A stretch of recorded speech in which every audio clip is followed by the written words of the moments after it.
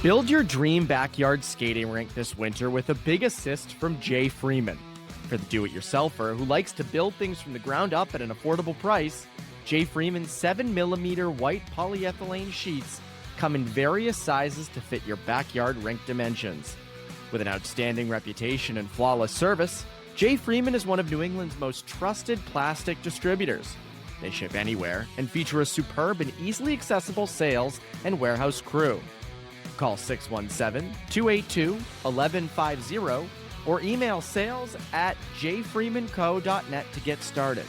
Let Jay Freeman help you build the rink of your dreams today.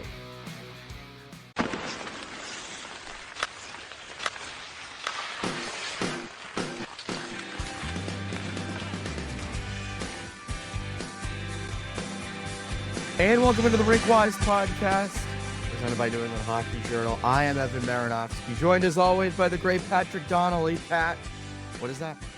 Not much. I think I'm having a better morning than you, but we'll get going into the pod and get some good vibes in here. I'm annoyed.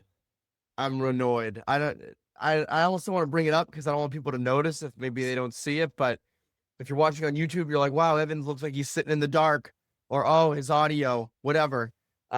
I don't know why nothing works on my laptop. No, the lighting doesn't plug in. The Mac, no, it's not the Mac. I can't even speak. The mic, both on my personal and my work laptop, and it's like, holy God! Like, but people don't care about that. People do not care about that. Exciting week.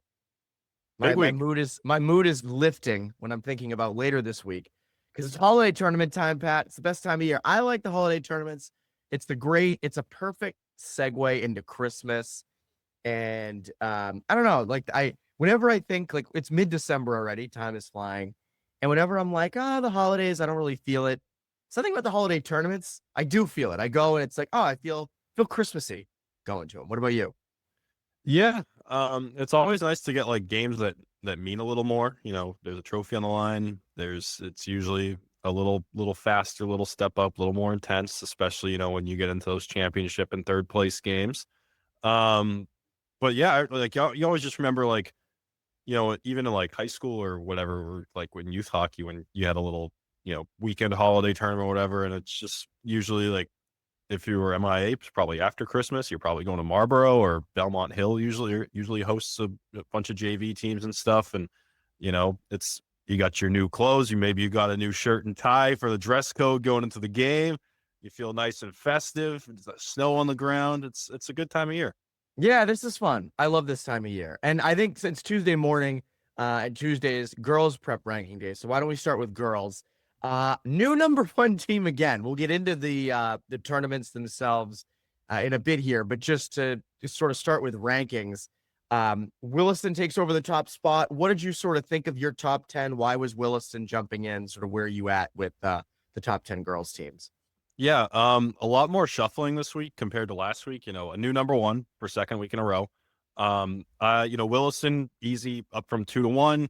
I think Nobles had a case for one, but you know, Williston didn't lose as a top 5 win. You know, they've earned the jump there. They shouldn't stay put. It was a 3-0 shutout of Cushing. 3 different goal scorers. Olivia Arsenault with her first shutout in her first start. And, you know, they had a scrimmage against Northwood. They lost 4-1, but, you know, doesn't count towards the prep record. So won't strike it against them there, but worth mentioning. Northwood's a good team, a lot of good prospects. And yeah, Williston, you know, top 5 win over Cushing. You do what you're supposed to do. You know, a team you're not, I mean, obviously, like, you know, Cushing's a very good team. They're in our top 5, but, you know, Williston was the favorite there. They get it done. And there you go. Nobles is rolling. 3-0 and 3 wins last week. They had a 20-2 scoring differential in the 3 games. And I saw there was like a 12-0 win over Mount St. Charles in there, right? Like, yeah, they smoked Mount last year. They smoked them again this year, 12-0. You know, Rachel Zhao is unconscious to start this season. I think she has 9 goals in 5 games. We talked about her a little bit last week. She was in our top performers. She's going to be in again. Uncommitted senior, having a monster start to her senior year, has all the tools of a Division I player. Someone to look at as you get into the holiday tournaments. Andover drops a couple spots to 3. They tied Dexter, top 10 matchup. You know, they erase a couple deficits there. Loomis is bouncing back after the loss to Nobles. 3 wins they should take care of. Deerfield was a top 10 win. They smoked Canterbury. They smoked Westminster. They're humming it during the autumn tournament. Tabor's interesting. Tabor cracks the top 5. They're kind of rolling right now. There was a really impressive win over Rivers last week. They were the better team, but Rivers, showed good fight, gets back into it. Overtime, they force overtime, and Dawson Styles was the hero there. But I was really impressed with Tabor's game. Their forecheck, their ability to sustain in the offensive zone and create off the cycle, and their power play too. I wrote about this in my takeaways, but it was night and day the differences between Tabor's power play and Rivers' power play. And Rivers, for all the offensive skill they have, for all the up tempo style they play at 5-on-5, is which is interesting to see them really stagnate on the power play. And it's early season, maybe it's a one-off game. You're still getting your special teams going. And maybe just a bad night for the power play, but Tabor created a lot with their motion out high in the umbrella with Sophia Nardelli, Lily Shaughnessy, Marilla Martinelli. I was really impressed with their ability to just kind of get Rivers kind of scrambling defensively, create coming around the net, create off the cycle, and work pucks to the middle. So that's Tabor. They're back in the top 5 after jumping up from number 8, couple of spots for them. Dexter, 1-0-1 in the week. They beat Pomfret, take care of business there. Settle for the tie with Andover. We'll get into the holiday tournaments, but Dexter's one of the more interesting holiday tournaments for me this week. Then Cushing, you get shut out by Williston, you respond to Governors, and Governors is another interesting one heading into the holiday tournaments. Bella Frida's getting going with a goal against Govs. Deerfield drops 1. Again, you take care of business after you lose to Loomis, but you take care of business against Millbrook and BB&N. Chloe Cleave's doing her thing. Peyton Worrell had a big week. Exeter back up 1 spot to 9. We're going to run through everybody here, I guess. Exeter's top line was ridiculous at the Exeter Invitational. And, all teams that, you look at it on paper, Exeter should beat. But, Maria Gray hat-trick against KUA. Paisley Meyer had 2 goals against Brewster, 4 points against KUA. Aaron Sears had 5 assists on the weekend. They're doing their thing. They're humming. And then St. Paul's enters the top 10. Rivers drops out. St. Paul's is cruising right now. They lost to Williston in their second game, but, they bounced back with 3 shutouts last week. Again, teams they should take care of, but, when it's a 13-0 differential in 3 games, that's noteworthy. And you're getting your big, like Maddie Allen was someone who was really impressive throughout the fall, and especially at the Mass State tournament. She had a big week. Kelsey McPherson, we talked about her a little bit last week, I think. Just as a freshman stepping right in, not missing a beat at all. She had a big week. Erin Flaherty doing her thing. St. Paul's, 25 goals. They're second in prep as far as total offense. They're behind Nobles. And chance to really, make a big impression at the Harrington. They'll have a rematch with Williston. Milton and St. Mark's aren't pushovers. Maybe if you get into that third place or championship game and, knock off a Williston or a Nobles or what have you, that could be a big weekend for St. Paul's. So that's the rankings. Let's get into the tournaments. You mentioned some of these teams, but we'll start. There's 4 big ones on the girls' side. We'll start with the Patsy K Auden. There's an interesting group of teams there. What do you have your eye on? What are some of the storylines you're watching for in that one? Yeah, it's whether Loomis can repeat. First off, they get a pretty nice draw in their group. They've got, Kent will give them a test. Hotchkiss and Lawrenceville have had good starts to the season. Lawrenceville has some nice prospects. Hotchkiss has 2 good goalies. So it's just, can Loomis take care of business? And, when you talk about the on-paper matchups, can they take care of business? You assume you're penciling them into that championship game. And the one I really have my eye on is the other group with Phillips, Andover, Tabor, Choate, and Taft. And all 4 of those teams, obviously we know a lot about Andover. We just talked about Tabor a lot. 2 of the top teams in prep right now, 2 top 5 teams. But then you look at Taft and Choate, 2 teams that didn't make the postseason last year, are in the mix, at least, you imagine coming into the year. And so far they've, been solid so far. And just a really interesting group. If Taft or Choate pull off an upset or 2, or, maybe you get Tabor and Andover head to head in one of those games, what can Tabor do against the top 3 team. It's a big proving ground for Tabor here, I think, especially in that head-to-head with Andover, especially if they run into Loomis and championship or consolation game or what have you. And then again, if Taft and Choate can, not even like competitive showings go a long way here too, just with the matchups you get with whether it's a Tabor or an Andover. Just really interested to see what comes out of that group. So that's the Auden. Obviously, the Auden, as you were talking about, Pat, has a lot of top teams, but the Harrington, top 2 teams in girls prep right now in Williston and Nobles. Williston won it last year. Seems like not just with those 2, but there are a lot of other teams that could be vying for this championship as well. What are you seeing with the Harrington? Yeah, obviously Williston and Nobles are both humming. Nobles, most goals in prep so far. 12-0 win will help that. But it's are they on a collision course for the championship? Is it just kind of going to go chalk, or does the St. Paul's have something to say? They have a big head-to-head with Williston. They've lost them already. Can you bounce back there? I've seen 2 years ago at the Harrington, it was, I think, my first one. St. Paul's big upset over Williston. It can be done. And that's why they play the games. But yeah, no, I'm really, really excited to see St. Paul's just with my own 2 eyes, and see just kind of, Maddie Humber seems to be having a great start to her sophomore year on D. Obviously, we've talked a lot about Erin Flaherty throughout the fall and just a couple minutes ago, same with Kelsey McPherson. So a lot of, a deep team that's getting contributions throughout so far. Can they make a run at that championship? We'll see. And then BB&N, Milton Academy, and St. Mark's are, all teams that I think have, upset potential, whether it's, I think St. Mark's and Milton are in Williston's group, and BB&N is in Noble's group with Westminster, and Lawrence.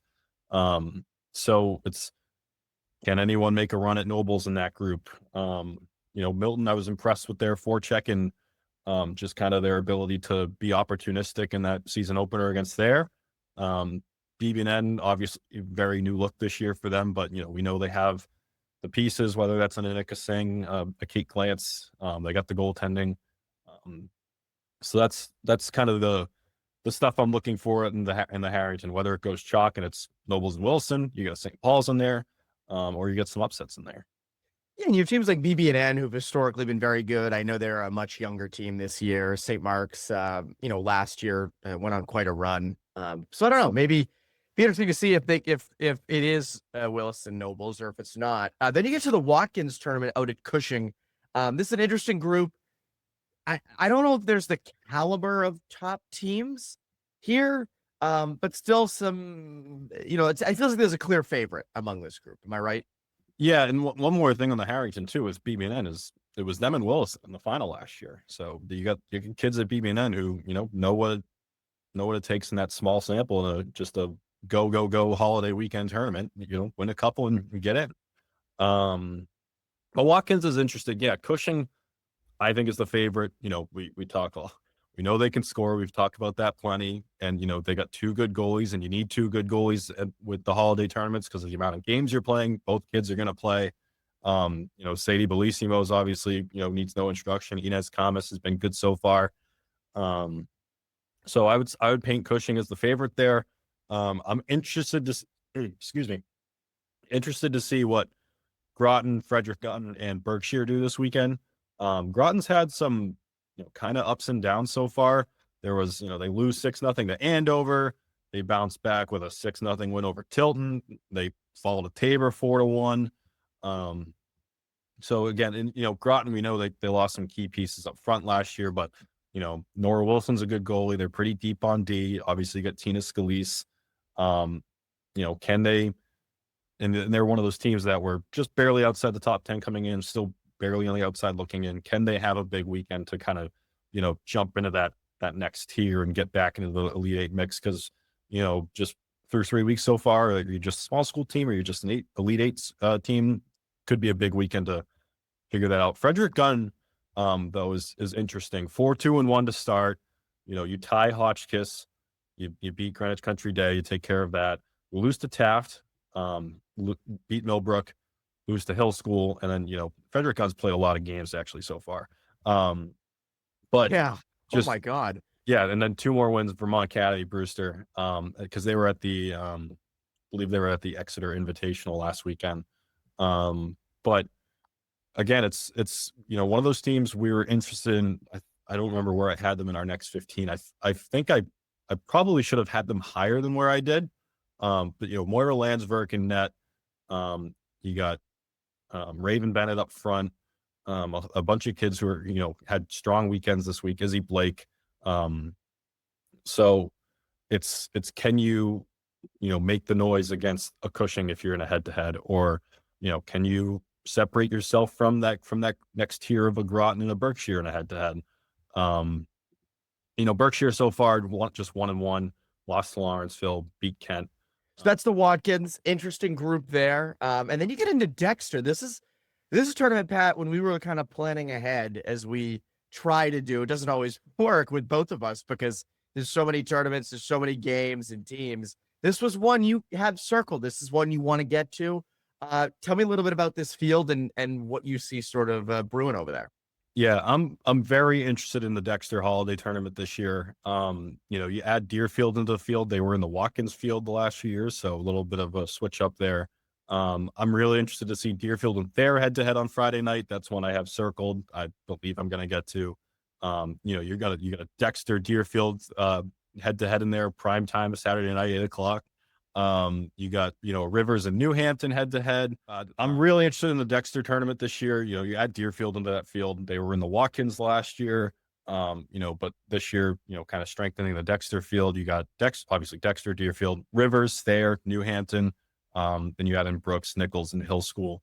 I'm a lot of head-to-heads that I'm really interested to see. You got New Hampton and Rivers, Deerfield and Thayer, Dexter and Thayer, Deerfield and Dexter primetime Saturday night.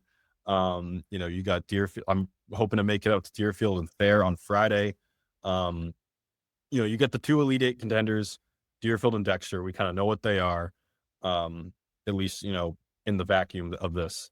Then you look at the next tier of New Hampton, a Rivers, a Thayer, and Rivers, we've talked about them up and coming, kind of a disappointing result against Tabor, but you've got a bunch of opportunities this weekend to prove yourself and get right back into the top 10 of the rankings, the Elite 8 contention. Because it's early in the season. Nobody's out of the Elite 8 contention yet. But and then you get New Hampton that, we talked about them coming into the year where it's, a new look for them, a lot of change. Is this a weekend where you can kind of get going? You take care of a Rivers, maybe you end up in a, playing for a trophy against one of those top teams.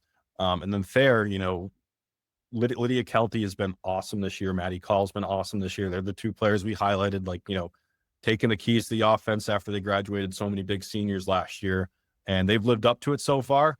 Can you get, more of the results to go your way this weekend against the team like a Deerfield that's in our top 10, against the Dexter that's, a top 5 caliber team, just on the outside. So I think a lot of potentially really interesting ripple effects coming out of the Dexter tournament. Yeah, and a lot of good matchups, I think, which is awesome. It's tough with these tournaments. Sometimes you look at the schedule, it's game winner game 1 plays winner game 2, and you're like, I don't really know who. I'm not going to try to pick winners here because if I try to anticipate that, it's not going to work. But yeah, that'll be an interesting tournament for sure. And then you get over to the boys' side. We get over to the boys' prep side. Yeah, we'll start off with the Groton Lawrence tournament. Couple big NHL draft prospects to watch here. Yeah, so that's the interesting thing. Obviously, I think when I look at the 4 main holiday tournaments, I know people don't like me saying that, but when we're talking about the 4 big ones, I think this is the one where the NHL scouts are going to be at the most. And I think it's mainly because of Brian McFadden and Caden Gagnon. Now, I will admit, St. Andrews College is there. I don't know as much about them. They have 7 Division I college commitments, so they're always a really talented team. I haven't looked yet. I imagine that there are some NHL Central scouting prospects there, which is even more reason for scouts to be there. But McFadden and Gagnon, this is going to be a really interesting matchup. I think they can play each other at some point. Just it's hard to tell really exactly when. But look, 2 6'5" big right shot defensemen. We know NHL teams love their right shot D-men who are big, and these guys check those boxes. So that's going to be an interesting storyline to watch how they do. against those teams. Because again, if they have good showings, that's going to boost likely their central scouting ratings, because this is something that everybody's at. And there are a lot of NHL scouts that are going to drop in just for this tournament. And come June, like, well, Caden Danya had an amazing Groton Lawrence tournament. He looked fantastic there. Let's pick him in the 4th round, or same with McFadden. So those are two good storylines to watch. In terms of winners, I don't think there's a clear favorite here. St. Andrews is really, really good, but they sometimes struggle against prep teams. Although they did beat Cushing and Salisbury earlier this year. And then, like, you look at someone like a Holderness, they've taken care of business so far this year. They won this tournament last year, but they haven't faced, outside of Tilton, they haven't faced anybody really good this year yet. Thayer's been up and down. They hope to get Ty Heimovitz back, but I think Thayer's a really good team. Cushing historically has been fantastic. They've been a little slow offensively this year, which is a little bit of a surprise.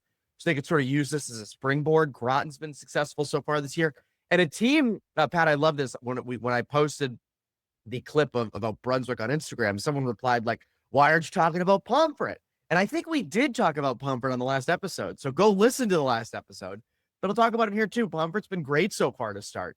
They're a team that's been like borderline top 10. A real surprise for me. They're a smaller school down there in Connecticut. But I think this could potentially serve as like a launching pad for them as well to really make a statement. So this is one of those tournaments I don't see a clear favorite, which those are the best tournaments. I think you could have some surprise teams make some noise in Groton. Yeah, it could be a big weekend for any right shot defenseman, not even just McFadden and Danya. We know how much NHL teams fall over themselves for a right shot defenseman. Love it. It's their favorite thing. And give them a little bit of size, like over 6'1", over 6'2". Move a little bit, Oh, your mic's messed it up. Oh my gosh. It was like, come on. All right. Well, I'm not connected to my phone. All right. There we go. You can just start at Avon Old Farms Classic. Yeah. All right. 3, 2, 1. Next, we got the Avon Old Farms Christmas Classic. A lot of rising teams here in this field. Yeah, so I think it starts honestly at the top. Avon and Kent ranked 4 and 7 for me right now. Those are the two clear favorites in this group, and I think it's their tournaments to lose. And they actually play each other in the first game. They're each other's first game on Thursday. Kent was ranked higher than Avon last week. They had a little bit of a tough week, lost to Salisbury and Brunswick over the last week, so they fall a little bit lower than Avon. Avon's been rolling. Anthony Palmer's been fantastic in that. Nico Ciardiello's been scoring a bunch. Liam Donnelly as well. So, like, Avon is a favorite. Kent is a favorite. I think this is going to be a really big tournament for someone like a Will Schlettweg and a Lucas Husted-Edwards. Those two have been fantastic, especially Schlettweg. I think he has like 17 points in 6 games, which is absurd. They're both uncommitted. I think this is going to be a perfect spot for them to try and make a fantastic impression for colleges. There's always, like, Rui Hahn last year was one with Andover with the Floodmar, who was really, really good, came out of it with a commitment to Yale.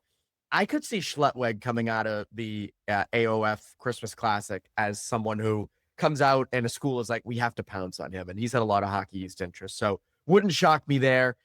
You mentioned those rising teams, Pat. Frederick Gunn, Loomis, Trinity Pauling, and St. Paul. St. Paul's almost snuck in the top 10 this week. They're 4-0. I just went Canterbury because the teams they played have been a little bit better. But St. Paul's has been great to start this year. Scott Harf is really building something up there. And I think a good showing at the Christmas Classic would do a lot for their sort of reputation and what they are. Trinity Pauling, Andrew Migliore has been hot to start, 9 points in 3 games so far. He's going to be an uncommitted kid to watch. Loomis beat Brunswick on the first night of the season. We talked about this. They've still been good since. I think they lost to Canterbury over the weekend, but I still think Loomis, could make some noise in this tournament. And then Frederick Gunn, they've been a little up and down to start. They tied at the time number 1 Dexter. They're deep. Frederick Gunn's deep everywhere. So, like, Frederick Gunn, to me, like, the ingredients are there. It's like you just need to put it together. And I think it's a hard slate of teams to put it together against, but I think if they could, it could spell a lot of success for them. Then you get into teams like Berkshire, you have Tabor. Berkshire's in our top 10. They've just fell out over the last week. They've been really good against not so great teams. They've had a tougher time against, formidable opponents. So this is an opportunity for them to prove themselves. And then Tabor, sort of figuring out what they are. You have Ethan Travis up front. And then Vinny D'Urso, I wrote this on Monday. Vinny D'Urso and net is their path to having success this week. He's such a freaking great goalie that he's going to be, if they make a run, it's going to be because of him. Next, we got the Floodmar, always one of the marquee ones on the calendar for the holiday tournaments. No question. And I think it's clear the top two teams are Kimball Union and Salisbury. Everybody else, this is a prove it kind of week. I think you were talking about which tournament was it? You were saying the Harrington with Williston and Nobles. Basically, the boys' version of the Harrington with the Floodmar. It's sort of the similar thing. KUA and Salisbury, they're not the top two teams in prep, but KUA's 1 and Salisbury, I think I had it 5. So that's sort of those are the marquee teams to watch. But then Nobles, Milton, Hotchkiss, Westminster, they got something to prove. Like, is Westminster that good? Hotchkiss has Nealon Johnson in net. So I think he's an NHL draft prospect. Scouts certainly going to be watching him. He could make a huge. It's funny, Pat. In the Floodmar every year, there's always a goalie that goes off and leads their team through. It wouldn't shock me if it's Nealon Johnson with Hotchkiss. He's been fantastic so far to start this year. So that's one. And then Deerfield's another team. With Elliot Lennon in net, we know how good he is. He's a Brown commit. He's an NHL Central scouting prospect as well. Wouldn't shock me if he's a goalie that carries his team through. That's funny. Last year's Floodmar was the first time I really noticed and got to appreciate his game and how good he is in net. So I think Lennon's a big one for Deerfield. And Deerfield in general started out at 10. They've struggled a little bit to start. So this is sort of going to be a rebound weekend for them. Then you get into the two local teams, Nobles and Milton. They've struggled so far, sort of in every facet. So this is sort of a chance for them to sort of prove it. And I think that's a big thing for both those teams, unproven. Nobles is still super young. Milton has a lot of new players as well, so it could sort of serve as an opportunity to gel. So, and then Andover's lost some games at OT. They're right on the cusp. Even while I watched them at Thayer a week ago, they played really well. They still lost. So, interesting group here. Sort of like the Harrington, Pat. Wouldn't shock me if KUA and Salisbury are the two teams in the final, but it also wouldn't shock me if one of those other teams emerges and sort of sets the tone for the rest of their season as well. Yeah, we'll wrap up with the Kevin Much at Seb's and a couple other teams to watch here, including one goalie in particular in Wilson.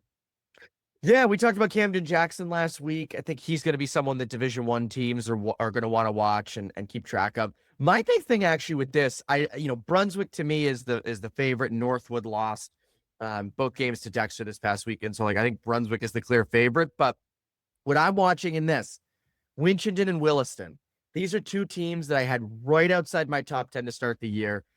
And they've struggled a little bit. Winchendon more than Williston, but Williston is like right on the cusp, losing these 1-goal games. They're right there. So I'm very curious to see if they can sort of put it together at the Kevin Much. And Winchendon has been tying teams and just falling short. I say this every time with Winchendon. I want to see them win. I want to see them win before I start putting them in the top 10. They have a really good roster. So I think the Kevin Much is the perfect opportunity for them to showcase themselves. You obviously have a team like Seb's, who they're also kind of trying to look to put it together. They're still a ridiculously young team. Northfield Mount Herman, they've struggled to start, but again, Jake Bennett, good coach, a good program. Rivers is a team I'm watching for in this. Rivers plays teams hard. They are not as talented as they were last year, but they know it. They're more, they embrace physicality, they embrace defense. So Brunswick's the favorite. Wouldn't shock me though if a team like Rivers went on a little bit of a run there. They play each other on Friday night. That's going to be a game to watch. So Kevin Much, an interesting batch of teams, maybe not studded with top of the line, top ranked prep teams right now, but I think there are teams in there that if they have good tournaments could be in my top 10 come the week after. We'll touch on boys MIAA just briefly, not a ton to report on so far, but a couple notes. Yeah. Actually, I do want to go back to one thing with prep. We didn't mention the top 10.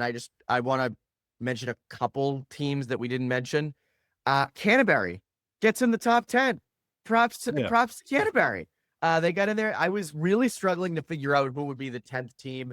It was the same thing as last week where no team of those notoriously good prep teams that are in it every week Like Belmont Hill fell out. Deerfield didn't do enough to get in. Berkshire fell out. Holderness got into the 9 spot. Just they've been rolling 5-0. So that was kind of an easy call. But Canterbury, Cody Hughes been awesome at net. Seamus McMakin up front has been a stalwart for Paddy McCarthy. So like props to Canterbury. We'll get an occasional email like, why don't you mention Canterbury? And sometimes it's like, well, they're not always fully in it. They're in it right now. And I'm really excited to see sort of how they progress. Do they stay in that 10 spot? Do they go higher? Do they kind of kick around in that next 5? You look at in the hunt, Berkshire, Belmont Hill. We mentioned Pomfret. Choate, Mike Pereira's got Choate Cohen. Choate's been really good to start. So Choate's another team that I kind of have with St. Paul's, sort of like prove it to me. Get in the top 10. And then you have teams like Thayer and Deerfield. I mentioned Thayer as like a sleeper team before the start of the year. I think a really good showing at Groton Lawrence could put Thayer in the top 10. They have the horses. It's just, can you kind of consistently put it together? So those are my kind of final thoughts on prep. You mentioned boys MIAA, Pat. Not a ton to go off of. Teams have really only played 1, maybe 2 games. You have a team like St. Mary's of Lynn, which is 2-0, beating Shrewsbury and Westford Academy. So good for them. I went to CM and Pope on Saturday night. Great game. Pat, I felt like you watched a tie. I watched a damn tie. 2-2. I will say, though, I wrote this after, if you want to go read it. CM was the better team. CM controlled the game. But George Ramsey and net for Pope. I was shocked. I was actually next to Tom Muller of the Herald, and I kept wanting him because Tom tweets the whole game, and I wanted him to write Gordon Ramsay so bad. So anytime he went to like tweet about George Ramsay, I'd be like, oh, Gordon Ramsay. But he never did, unfortunately. I couldn't throw him off his game enough. And I never wrote Gordon Ramsay, thankfully. But maybe one of these days I'll slip in a Gordon Ramsay instead of George. George Ramsay, though, fantastic in net for Pope. Over 30 saves. He was really the reason that they stayed in it and tied. CM was pressing early. Pope looks really good, though. And they play each other at the end of the year on Valentine's Day. So if you're single and don't have a date, or you do have a date, take him out to Pope Francis and CM out in Springfield. That sounds like a hell of a Valentine's Day date. But I will say, one thing I love about, and Pope does this too. Pope is really good. They're always skilled. But one thing I love about CM, Larry Rooney has that team always making plays. I get on the MIA a lot. I experience this as a player myself, like getting used to dumping pucks in, chipping pucks out, just getting rid of the puck, not wanting the puck on your stick. CM, to their credit, always emphasizes making plays. Hinge passes on D, looking for outlet passes before dumping it in. And Pope does this too. This isn't like it's like Pope does this as well. But CM every year, even if their roster isn't what it always is, and the roster is skilled this year, they always look to make plays. And I appreciate that so much. And I wish more teams did that. We always talk about, publics having to beat privates by playing grindy, pack it in, chip it out hockey, and that's fine. But it always annoys me sometimes when I see publics against publics doing that, and it's a 1-0 game because neither team wants to make plays. So like CM, to their credit, always does. I know I'll get hate for saying this, but CM always does, and I appreciate that, and I wish more teams did that. And some publics do. I'm not saying that they all don't. They do, but CM consistently does. So I appreciate it. Yeah, just I'm not dumping on anyone in particular, not like just an anecdote. I remember an Ed Burns game I was at 2 years ago, 3-on-3 overtime, and we were dumping the puck. Yeah, like why? Like, that's like the spot. And it's coaching, no question. And there are awesome coaches in the MIA. Part of that is too, like how often are you practicing 3-on-3. So yeah, but also like I get it. Like teams want to win. We used to do this at Framingham. You play a team like Hingham, you're chipping the puck off the glass. You're hanging a wing at the red line. Like you're playing a crappy brand of hockey. Like that's what you have to do to win. I completely get that. But development matters, and a lot of like the high end publics do. So like your Arlingtons, your Hinghams, your Reddings, like those teams have no problem developing and making good passes and all that. But yeah, CM always does. CM always does. I know I'll get crap for being like, oh, you like CM? Like I went to Framingham. You think I have like a bias towards CM? I do not. But I appreciate the way that Larry Rooney has them playing. And you get into girls MIAA, which there's also not a ton to go off of yet. Again, for all our great MIAA listeners, and I do love going to MIAA games, Pat, because people come up and they know us from the podcast. I'm like, I hope Are you guys subscribing to the website as well? I hope you're at least doing that as well. Or else you're gonna have to give me $10 in person. All right, can I have your money, please? But Girls MIAA, Pat, what's the latest over there? Yeah, I mean, I wish I could top a Valentine's Day matchup out in Springfield. Maybe go to the casino after. There's a night. That's a night. We'll take our girlfriends out there, Pat. I think they'd be pumped. Yeah. Hey, who should be pumped is Haverhill, Pentucket, North Andover. HPNA, they take down, number 8 Bishop Fee 2-0 in the opener. And, HPNA, we touched on them really briefly in our MIA preview pod, just, one of those teams outside the top 10 to keep an eye on. They were an older team, experienced team last year. They had 8 seniors. They only have 3 this year. A lot of new faces. You got Maddie Bush and Charlotte Woodford scoring against, Fee Chris Hinchcliffe with the shutout in net. Not names we mentioned much at all, if at all, last year. It was the Paige Nottingham show for HPNA, but you got the new faces stepping up early on for them. And then Bishop Stang and Notre Dame Hingham with the 1-1 tie. Abigail Burke, she's an 8th grader, on NDA's top line. Her sister Emma is at St. Paul's. Chase Harmon she's with Chase Harmon and Abby Grotman on the top line. She scored in the opener. Vivian Mello, who was awesome for Stang last year, picking right up where she left off with 36 saves. She was a standout throughout that playoff run. And then kind of status quo, not all the top 10 teams are in action so far. You got Duxbury 2-0. They beat Quincy, North Quincy, and Belmont. Methuen-Tewksbury beat Westford. MC beat Boston Latin. Archie's took care of Arlington 5-0. Izzy O'Brien, who was a monster as a freshman last year, has a pair. So again, not like boys, not a ton to go off, but just a couple notable results in there. Prepare for the next level at Cushing Academy. Coach Pearl here, varsity boys hockey coach at Cushing Academy. If you're looking for the complete boarding school experience that combines elite level boys and girls hockey and a huge range of classes, look no further than Cushing. With a program that has produced more than 70 professional and Olympic athletes, there's never been a better time to prepare for the next level with the Penguins. Visit Cushing.org to register for a tour of the Cushing campus today. Roll Pens. For over 20 years, Eric Nate's Euro Hockey has been helping hockey players of all ages develop their individual skills and improve on all aspects of their game. Through structured drills and innovative training equipment, Eric Nate's Euro Hockey's intense on-ice instruction challenges each student to be the best at their ability. Find a hockey clinic or summer camp that is right for you today at nateshockey.com. That's N-A-T-E-S hockey.com. Eric Nate's Euro Hockey, train to be the best. The best players don't just train harder, they train smarter. And this season, the smartest training tool in hockey just got even better.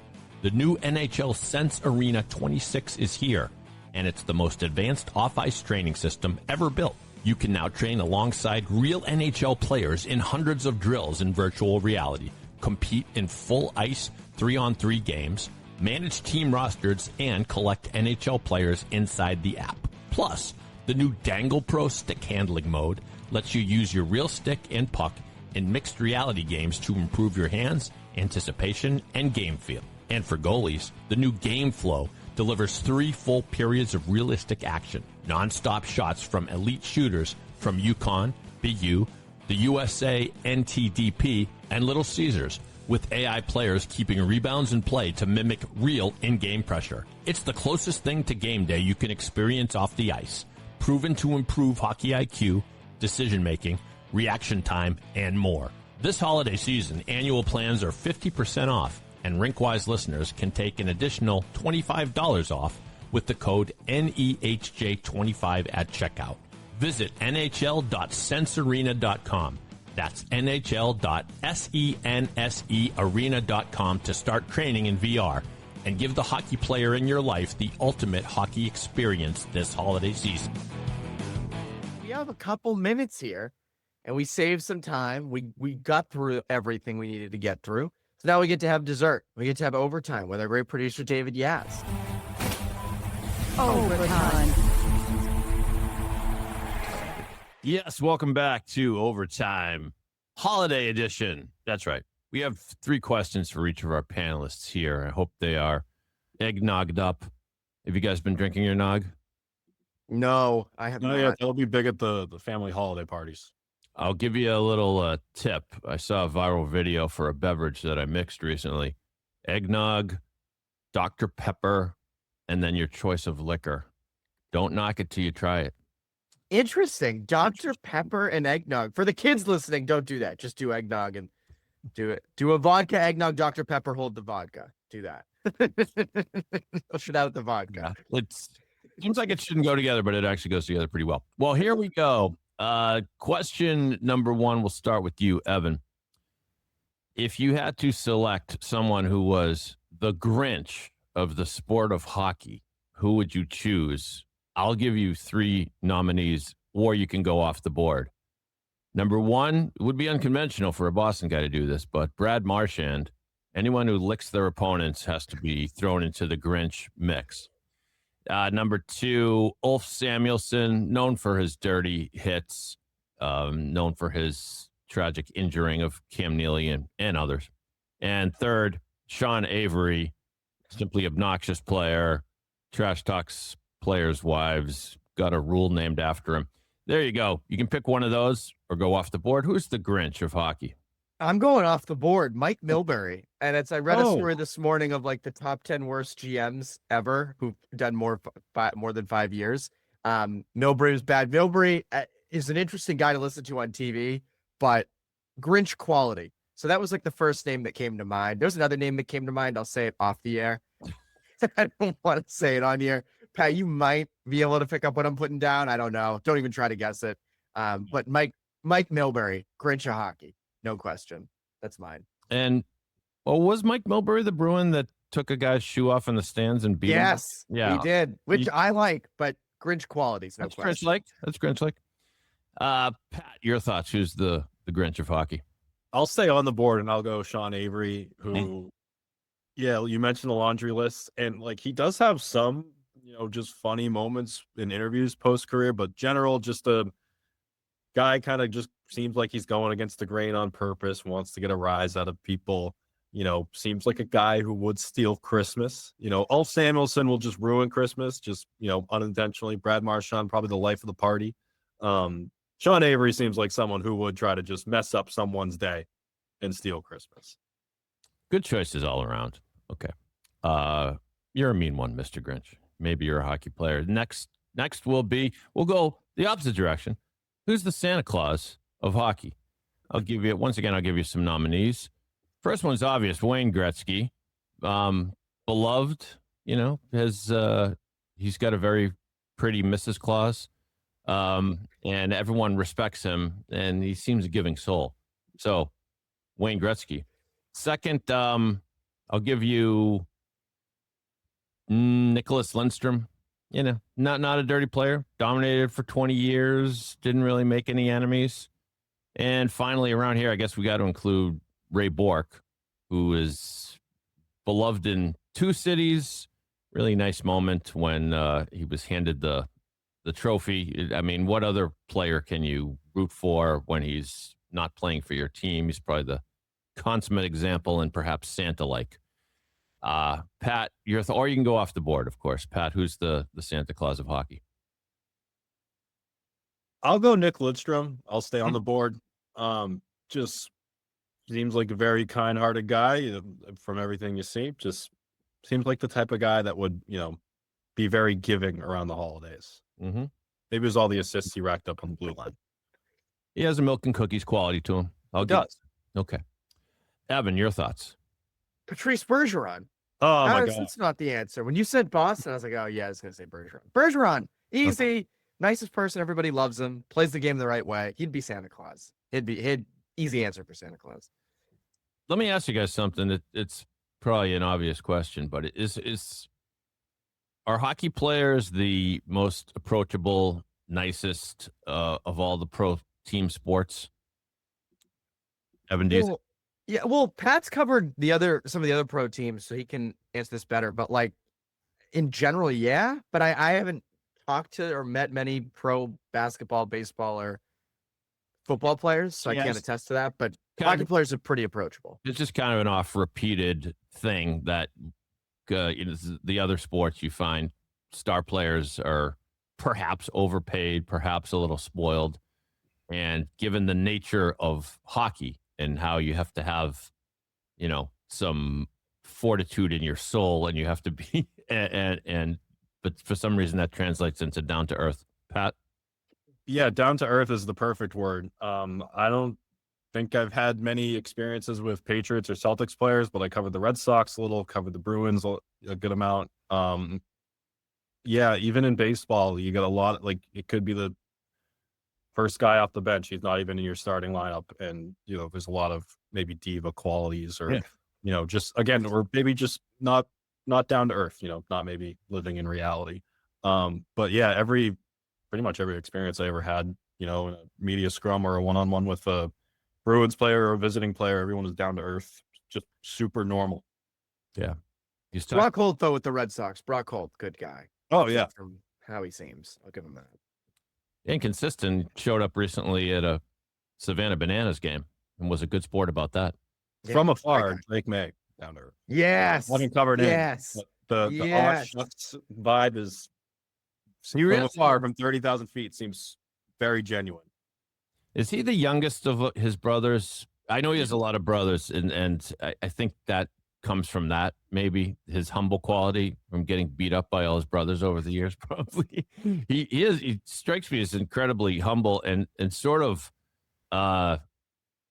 he's calm, he's cool. The way he throws the ball sometimes is so soft is the wrong word, but it's nonchalant. That's almost nonchalant. Yeah. Okay. Final question for overtime, and then we do have to scoot. We'll start with you, Evan.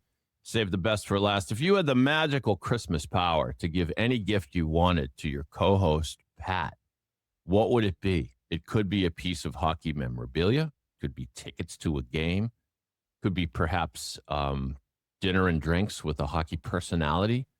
What would you give Pat for Christmas? Oh, what would I give Pat for Christmas? Oh, I would give him like a cool. I would say try to think of like tickets to a game, but there's nothing that I can like reel it. Like there's no good. He's been to big games, so I don't feel like the need to do that.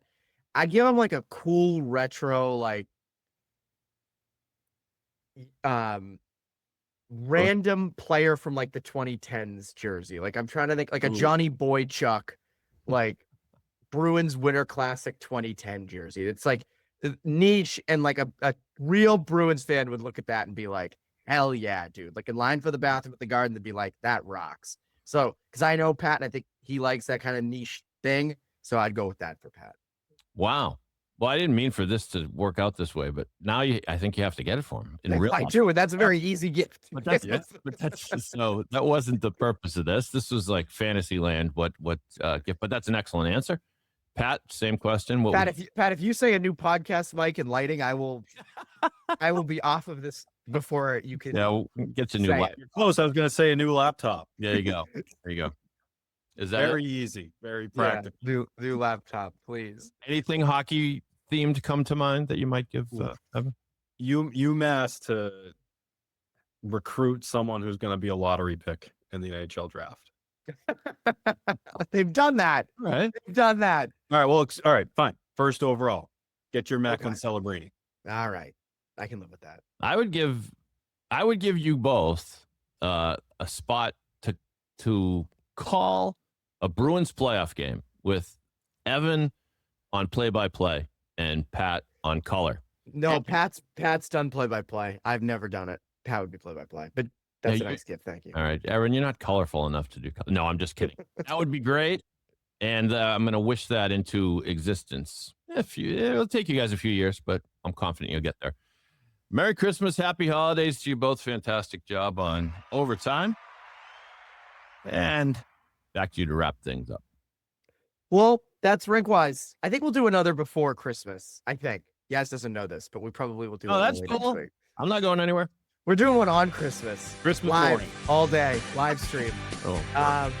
But yeah, that's RinkWise. Thank you everybody for doing this. Enjoy the holiday tournaments. That's Pat. I'm Evan. We'll see you at the ranks.